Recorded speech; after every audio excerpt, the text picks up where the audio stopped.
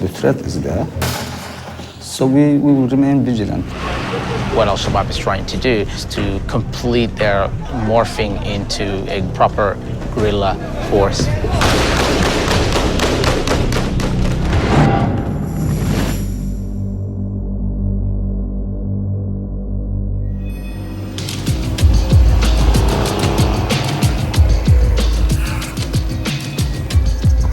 We are in Mogadishu, the capital of Somalia, which is a word that's become synonymous with war over the last 23 years because that's how long no government has controlled the entire territory of the country. That's something that the international community is trying to change. They spend $1 billion a year here supporting the federal government and their fight against Al-Shabaab, which is an affiliate of Al-Qaeda. Over the last few months, the government's actually had a lot of success against the militant group, unlike it has in the past. So we've come here to see and learn more about their fight against Al-Shabaab. Even though Somalia's hold on much of the country is still iffy, this may be the only conflict in the Muslim world today where international efforts have successfully put Islamist militants on the back foot. The fight is being spearheaded by AMISOM, which is a grouping of African militaries that are mandated by the United Nations to be here. They are supposed to both support the Somali government, but also to prevent the violence in this failed state from spilling over into their countries. When we arrived in Mogadishu, AMISOM and the Somali army had just taken over Al-Shabaab's last stronghold, a coastal town called Barawi. They took it without a fight because Al-Shabaab reportedly scattered when they heard troops were on their way. This morning at 5 o'clock we advanced and it took us only 30 minutes, actually 45 minutes to reach Barawi. We are now in Barawi, we have taken over Barawi.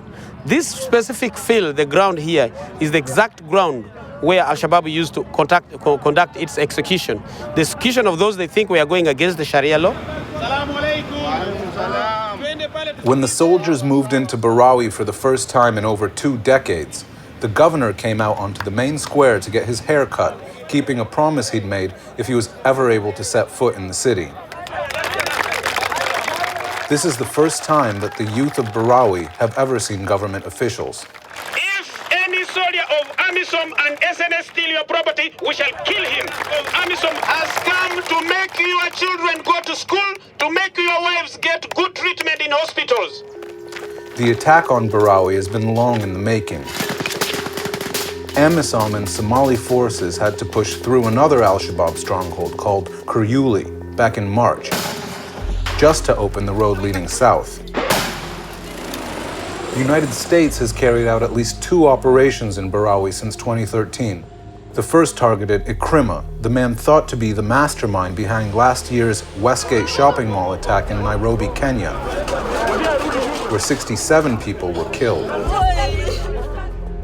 American Navy SEALs attempted to raid Ikrima's coastal villa, but they were driven back after an exchange of gunfire and failed to get their man. But the second operation dealt a considerable blow to Al-Shabaab when U.S. airstrikes killed its charismatic leader, Ahmed Abdi Godani, in September.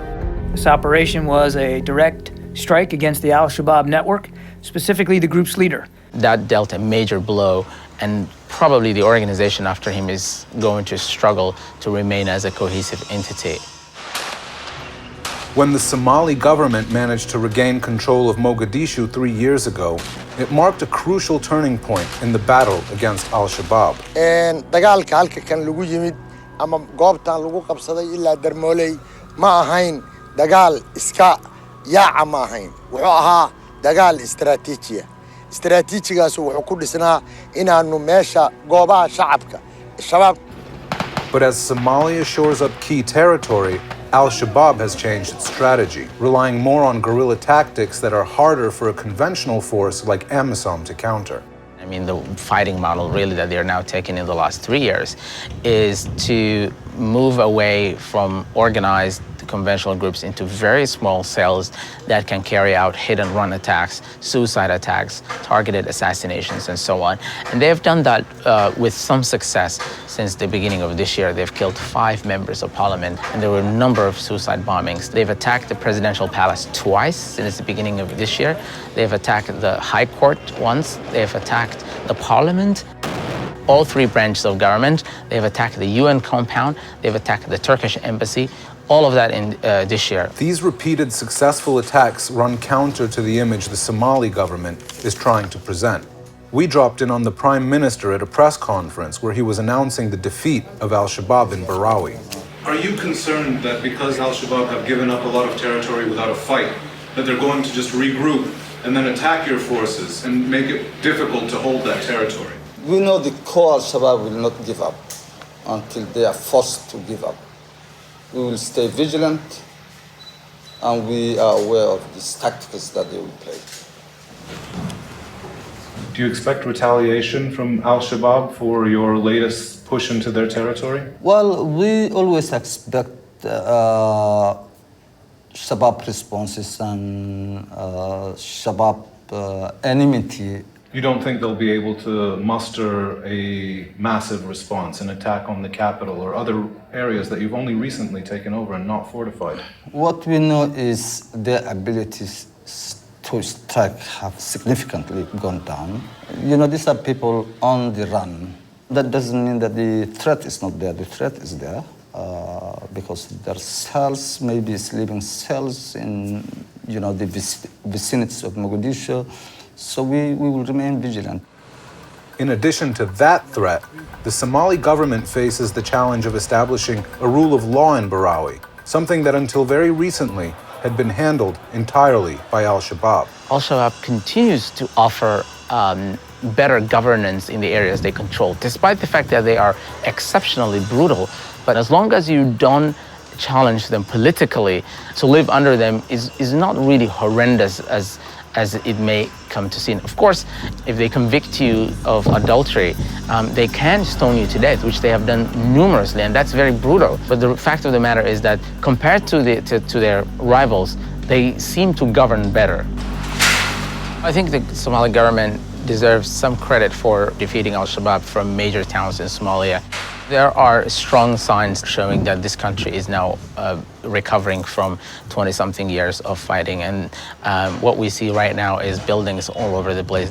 But also now there is a lot more international support for the Somali government.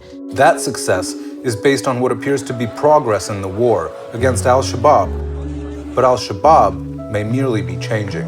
Al-Shabaab has gone through an evolution. They started as a nationalist movement fighting against invasion of Ethiopia. After Ethiopia withdrew at the end of 2008, they ended up controlling the largest piece of land in Somalia, and then really evolving from a nationalist movement to more of a global jihadist movement, started to pledge allegiance to Al-Qaeda and to Bin Laden. And that's when they started to also lose popular support among the Somali people. Despite losing territory and support in Somalia, al-Shabaab will remain an effective guerrilla force. With the Somali government still so dependent on the international community for economic and military support, al-Shabaab is still no less a threat to the stability of Somalia.